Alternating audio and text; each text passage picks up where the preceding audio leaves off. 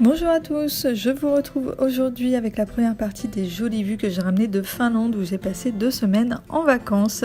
Alors nous avons atterri à Helsinki mais nous avons directement été à Antola sur les bords du lac Saimaa pour passer quelques jours.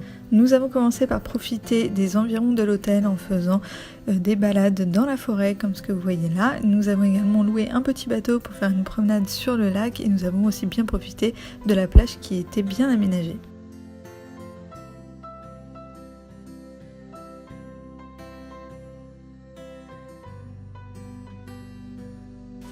Nous avons ensuite été à Imatra pour observer les rapides où le barrage alimente le lit de la rivière Vuoksi. Nous nous sommes baladés dans le petit parc aménagé qui longe le lit de la rivière, petit parc qui est très sympa et très charmant. Et nous avons également pu observer l'usine hydroélectrique la plus grosse de Finlande, qui n'est pas très belle mais qui est très impressionnante.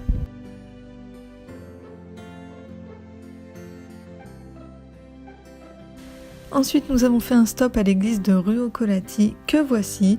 Le site contient également un cimetière que je n'ai bien évidemment pas filmé, mais au milieu duquel se trouve un campanile en bois qui est couvert en espèces d'écailles en bois. C'est vraiment très curieux. Le site contient également un musée en plein air, mais que nous n'avons malheureusement pas pu visiter puisqu'il était fermé.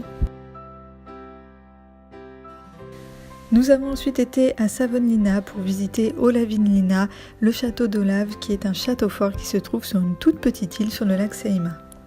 La visite guidée est incluse dans le prix du billet, ce qui a tout son sens puisque le château est entièrement vide. La visite guidée est très intéressante, la guide explique plein de choses sur la construction du château et la vie dans le château à l'époque et au fil des siècles.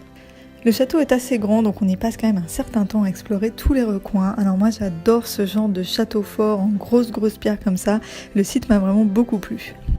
Nous avions pris le billet combiné pour visiter également le musée provincial de Savonlinna qui se trouve juste en face du château et qui retrace la vie des habitants des bords du lac avec les différents styles de bateaux, le matériel de pêche, mais qui parle également du lac en lui-même avec sa faune et notamment les phoques d'eau douce qui sont en menace d'extinction. Le musée est très bien fait, il est vraiment très sympa et il vaut vraiment la visite.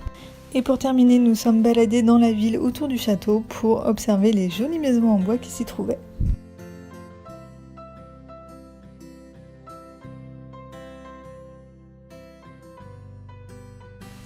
Dernier stop sur les bords du lac Saimaa, nous avons été voir les peintures rupestres d'Astuvansalmi. Après une très jolie balade dans la forêt, nous arrivons à un rocher qui s'appelle la Falaise Dieu, sur lesquels se trouvent des traces de peintures rupestres qui sont vieilles de plus de 5000 ans.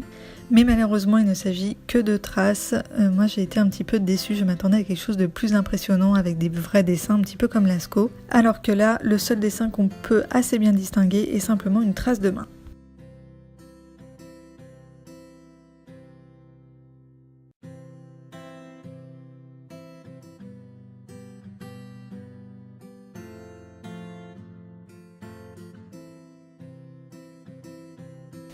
Et voilà pour la première partie de ces vacances qui concernaient donc les bords du lac Saimaa. Je vous laisse ici, je vous retrouve très vite avec la suite. Bye bye!